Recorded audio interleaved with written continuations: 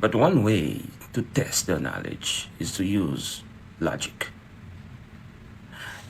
As a medical professional and as a scientist, can men get pregnant? I think you're also conflating male with... No, I'm not conflating male and female. They're two different things. There's biological men and there's biological women.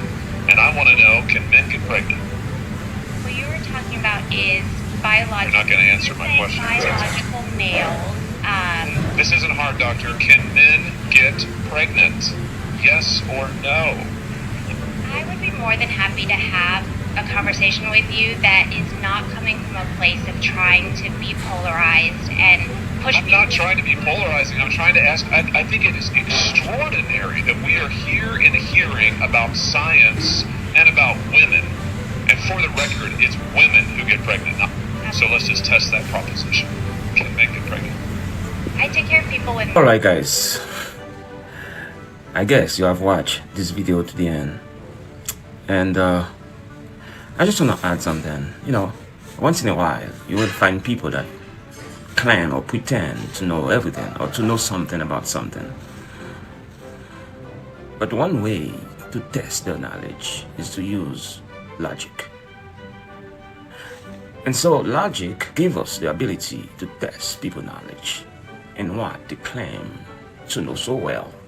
Obviously, she's a doctor.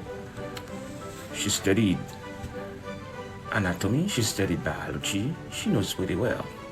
The human body, what is it like? A man body, what is it like? A female body, what is it like? But still, she cannot even answer the simple basic question that every single child in the world knows. That a man cannot get pregnant. That's simple as that.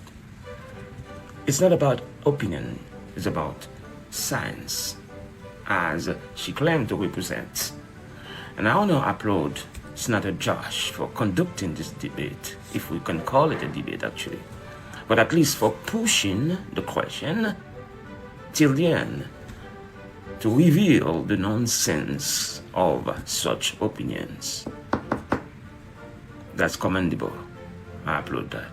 Secondly, I want to add that this all confusion about can men get pregnant or not, I believe it is deeper than that. It is rooted in postmodernism.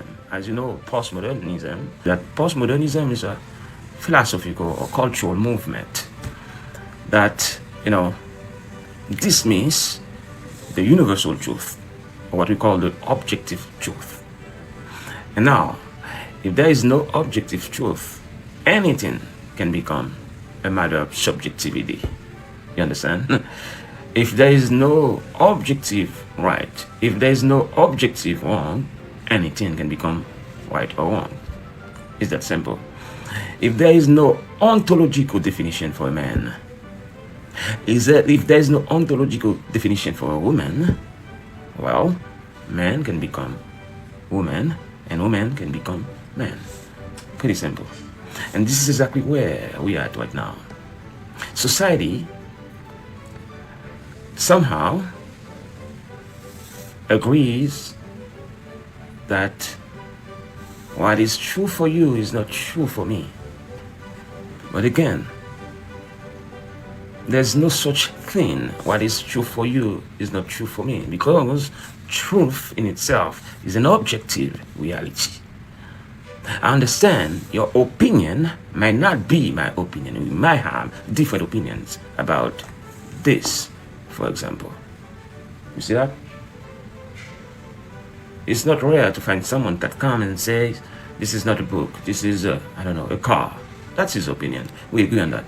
No problem. That's his opinion. But again, common sense tells us that this is a book. Or, in philosophical terms, we will use the ontology definition of this is nothing else but a book. So to answer the question, we don't have to answer it. We know. Common sense tells us that men cannot get pregnant. Science tells us that men cannot get pregnant. And God, ultimately, God, or scriptures tell us, no way, man cannot get pregnant. Subscribe to the Amlet L Isma Podcast to get a Christian view on real-world matters. Abonnez-vous au podcast Amlet L Isma pour obtenir un point de vue chrétien sur des questions du monde réel.